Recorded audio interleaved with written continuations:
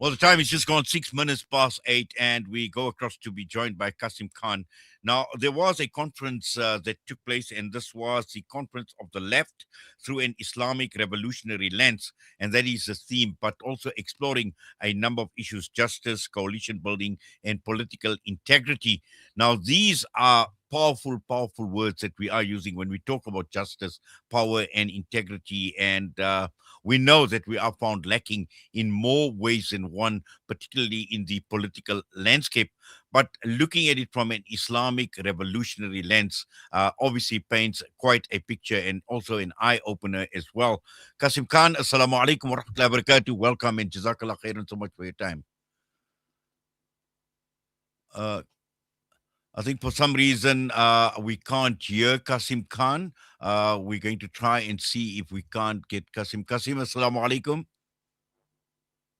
No, I think we are having a problem. We're going to try and fix the problem. I will ask my engineer to fix that problem.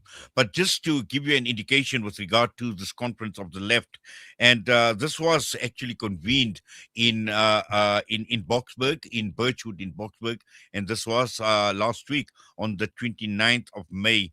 And it clearly does deserve a response because there was a declaration made and there was a lot of diagnosing that had actually taken place with regard to the structural crisis that we are faced with. There are many unresolved questions. We know in South Africa regarding land restoration, we've seen many political parties talk about land restoration in this country, and also in terms of ownership of the land as well. Now, how does this actually resonate and how does this actually compare when it comes to Islam, when it comes to Islamic principles, and also more importantly, looking at it from a Islamic revolutionary tradition? And again, one can point a lot of fingers, but again, this is clearly an indictment of the systems that we see built around us. Kasim Khan, hopefully we can hear you now. Assalamu alaikum wa rahmatullahi wa barakatuh. Wa alaikum salam. I hope it's been resolved. Yes, it certainly has been. Welcome and Jazakallah khairan so much for your time. And I just want to first just begin with, and I mentioned the words justice, power, political integrity. These are obviously values that are definitely lacking and it is missing. And when one looks at it from an Islamic perspective, and this is why this conference that was held last week in Boxburg is just so relevant to the discussion we're about to have, Kasim. Absolutely. I think whenever people get together, whatever their formations, whatever their motivations, whatever their backgrounds, it is very important that there is a presence of and a presentation of the Islamic perspective. And this around provided me with this opportunity to reflect on this and share this with the public. Um, I think when people get together to discuss the issues of the oppressed, the issues of the marginalized, the provision of a voice for people who may feel that their voices are not heard, then this is for me the very essence of what Islam is all about. This is for me the very essence of what revolution is all about. And when these events occur, we may not always be possibly present at those conferences, but we need to engage with them and we need to engage with them very robustly. And I think the conference allows for that type of intervention. And the piece that I had written in the Muslim Views is just for me a start of wanting to engage with that. Yes, Kasim, just in reference to the piece that you've written in the Muslim Views, and I think what stands out for me is we have a problem. We have a systemic problem. We've got a problem, and the article makes mention of an indictment of systems built on exploitation of the oppressed. I see, Kasim, you've just muted yourself again, I think. Um uh, I'm not too sure what the problem is. We're going to have to try and get hold of Kasim once again. I'm not too sure what the problem is, but for some reason or the other, we've just lost sound from Kasim. But I'm sure we will try and solve this problem again. But just coming back to this piece that Kasim has wrote, and again, I talk about a systemic problem, but also at the same time, when one looks at right across the entire country, and we're looking at it from an Islamic lens, from an Islamic revolutionary lens, but also this has drawn a lot of criticism, and I must say constructive, principled criticism, also from the likes of the South African Federation of Trade Unions, who asked the question that every serious political formation in this country needs to ask itself. Kasim Khan, welcome back. We must apologize. I'm not too sure what has actually gone wrong, but let's just continue. And I spoke about the systemic problem, particularly with regard to the exploitation of the oppressed. Exactly. One of the things that we are very good at, particularly in the Muslim community, is that wherever there is a problem in society, you will always find, whether it is a flood year, fires there, uh, um, if there is a material need, the Muslims are very, very active, and you cannot hold them back in terms of saying that we are not present. One of the things, however, that we are asking is, when we are asking why is it that people are living in those conditions, why is it that people are hungry, why is it that we are giving millions of food parcels every year, we are not asking what is the system that causes people to be in those situations.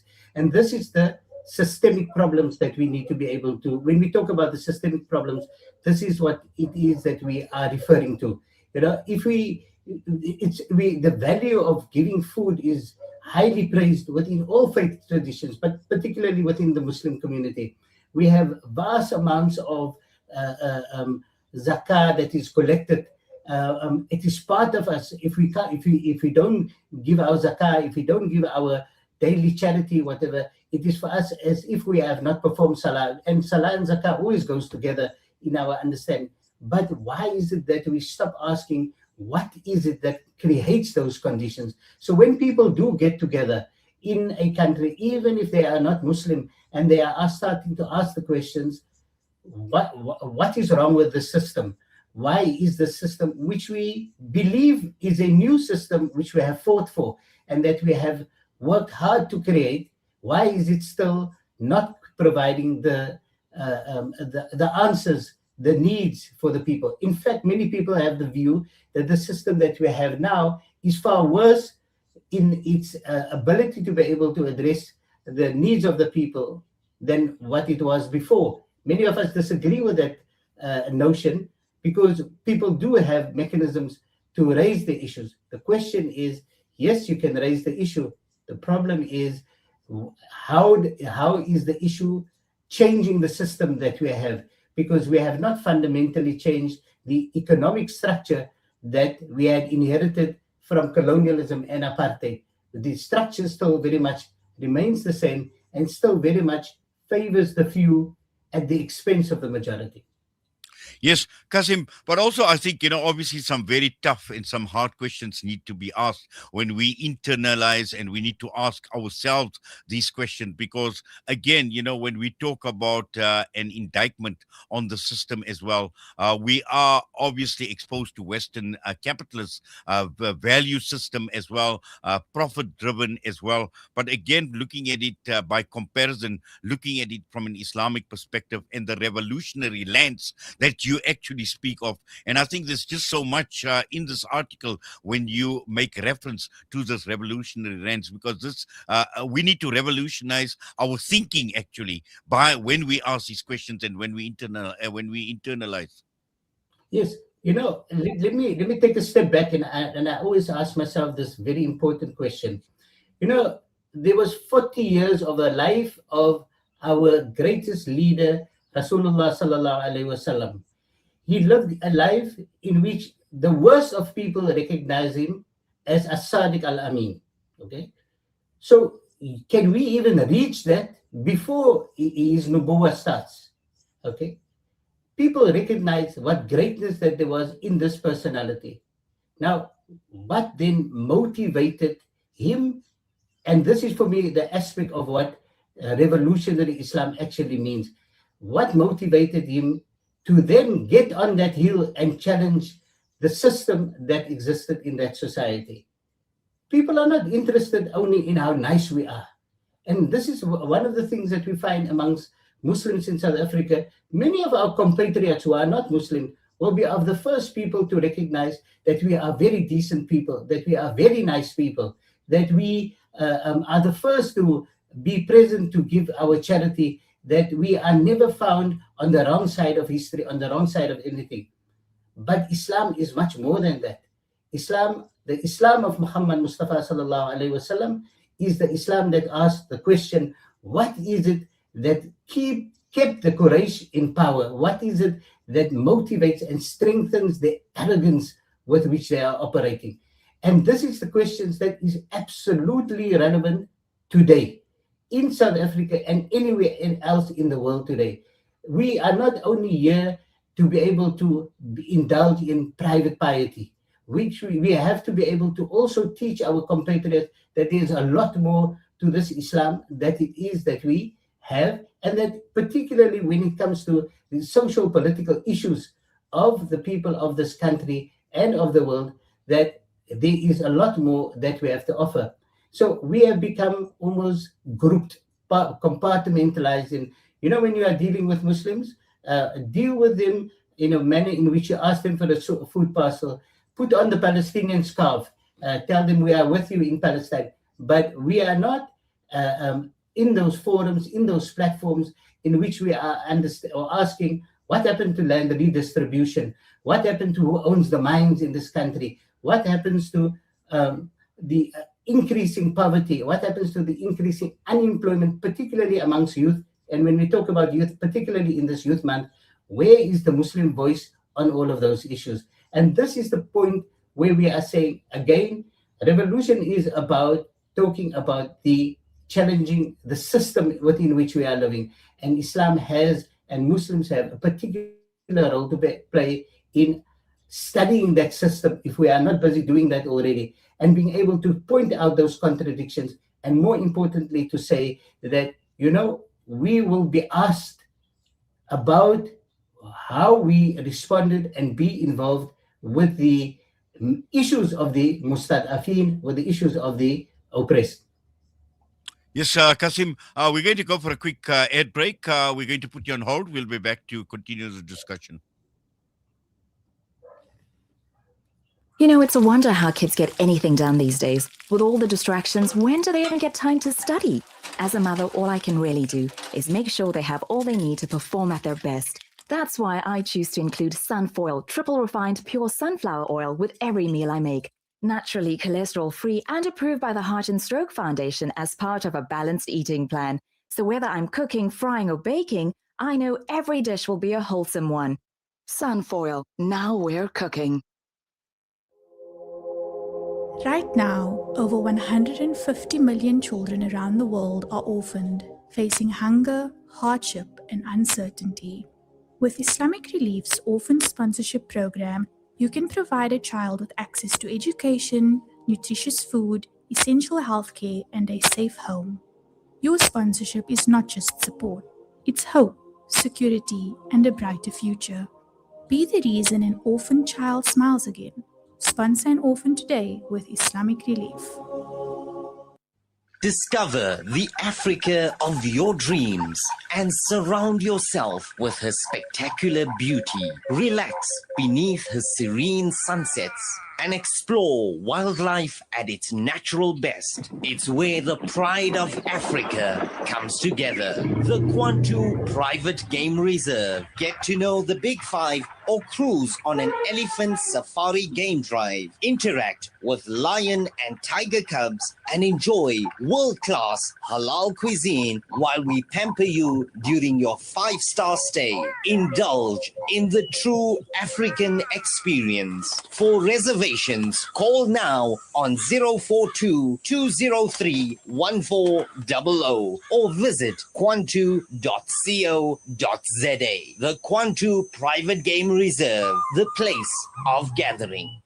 Are you banking with convenience, transparency, and flexibility? With Al Baraka Bank's transactional banking account, you can enjoy convenient everyday banking designed around your needs. Benefit from zero fees on point-of-sale transactions and manage your banking easily through Al Baraka's secure mobile banking app and internet banking platform. From everyday payments to managing your personal or business banking, Al Baraka makes banking simple, transparent, and convenient. Visit albaraka.co.za to learn more. Al Baraka, your partner bank. Al Baraka Bank Limited is an authorized financial services and credit provider. Rejuvenating media day by day. This is Salam Media.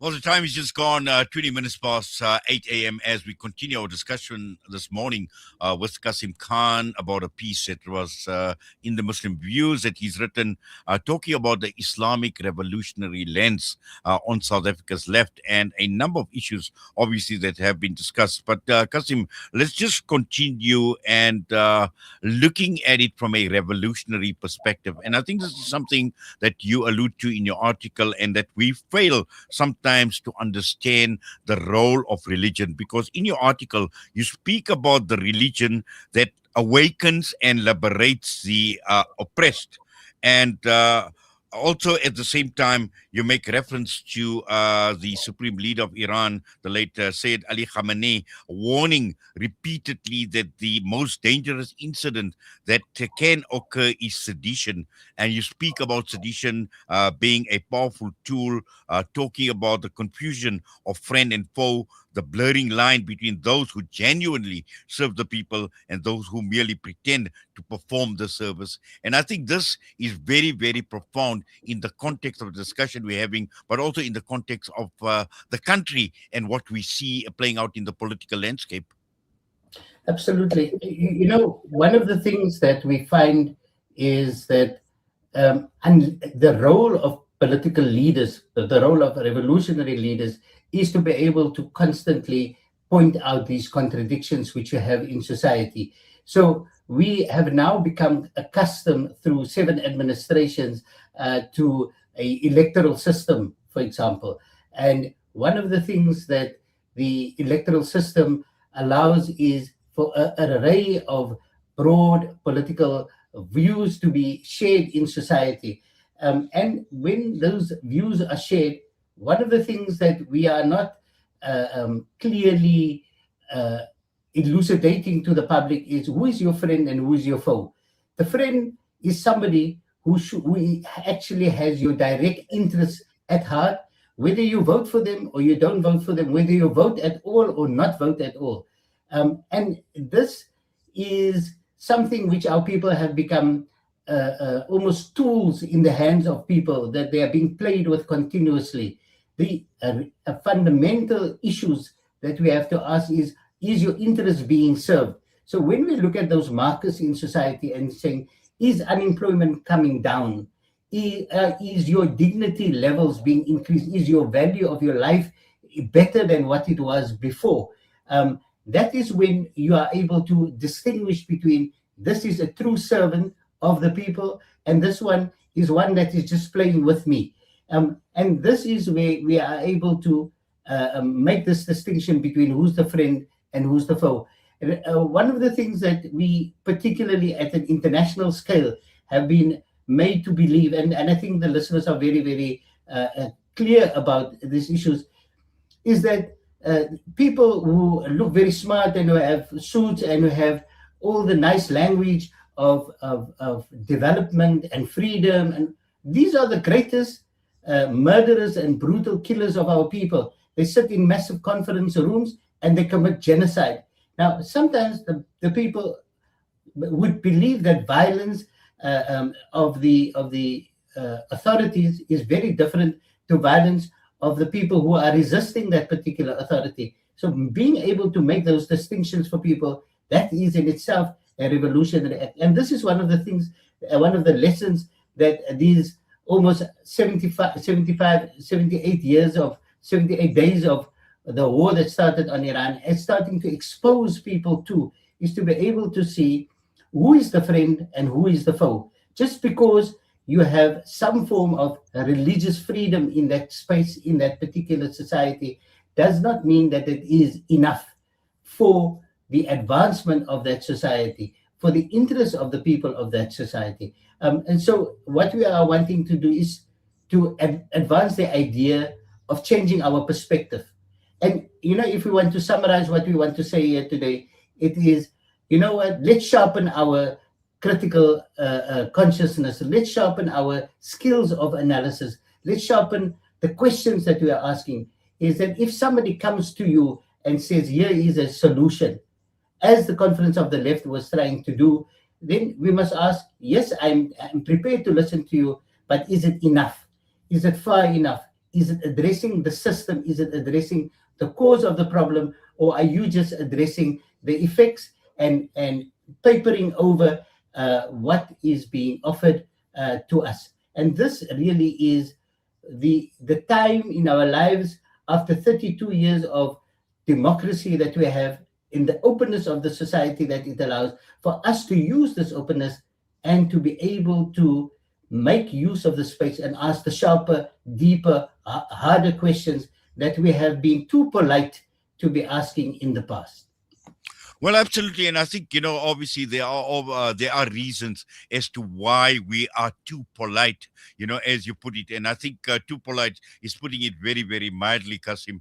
But also, I think looking at this conference in itself as well, to a large extent, it is directed at the left of the political spectrum in South Africa as well. And I think two issues actually stand out for me in this piece that you've written as well, where you speak about the danger of unity purchase at the cost of integrity.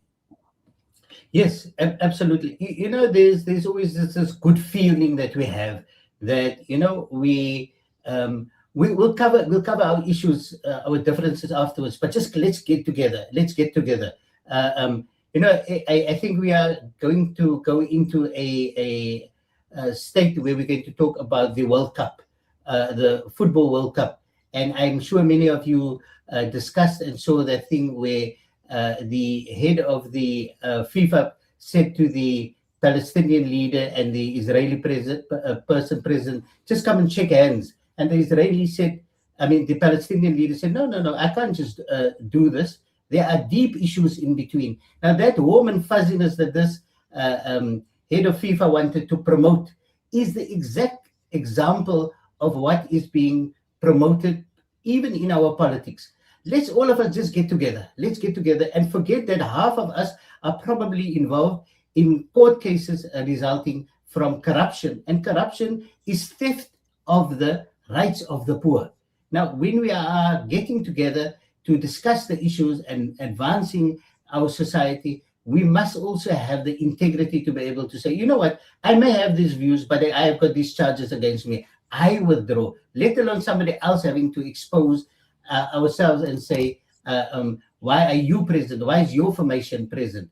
This is the type of leadership and integrity that we have. We need to be able to raise in the society at every level of our activities, to be able to ask ourselves, is this the best person to lead? And even if that person has got great ideas, put your ideas through somebody else. Put it at another platform, but deal with your legal issues first. And this is what I think the Conference of the Left needs to address as it goes forward. Now, the idea of a left is sometimes just completely confused with communists and socialists, etc. The idea of a left has a much more broader meaning to that. And the reason for responding to the Conference of the Left is because the left largely talks about the interests of the poor over the interests of the rich, the interests of the majority over the interests of the few. And this, when we look at the word left at that particular level, it also implies that it is people who have integrity that speak to the issues of the majority, people who speak to it at their own expense, where they say, I can keep quiet because my life is fine. But you know what? I am speaking out because I am not satisfied with what is happening to the majority of the people. Capitalists, by their nature, are only interested in maintaining their status quo, maintaining their interests, maintaining the privileges that has been given to them. Whereas a left perspective has always been something that looks at the interest of the majority of the people, looks at the interest actually of all people, because even the harm that the oppressors create in the world is not good for themselves. And this is where the ideas of Islam come in. When Islam comes and it says, you know what, we want to completely change the society, it wants to completely change Abu Jahl amongst us, because this is not good for Abu Jahl as well. It is not good for the Quraysh as well. It is not good for the oppressors of the society as well. Just they are so short sighted that they don't know that. And so, what we are saying, when we are saying, let's be critical but engaged with the issues arising from a left formation, let us remember that the quintessential explanation of who the left is an Islamic revolutionary, is somebody who is totally in touch with and in feeling with the mustad'afin, because we are very clear when the Quran says, and why should you not fight in the cause? وَمَا لَكُمْ لَا تُقَاتِلُونَ فِي سَبِيلِ اللَّهِ وَالْمُسْتَضْعَفِينَ مِنَ الرِّجَالِ وَالنِّسَاءِ وَالْوِلْدَانِ. The quintessential leftist is a Muslim. And we must not just join in, shout from the side, we should provide leadership in that particular space.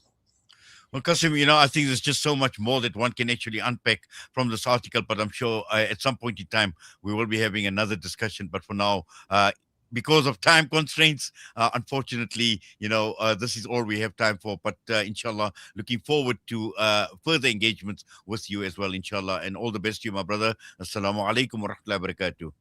Wa alaikum salam and shukran for having me.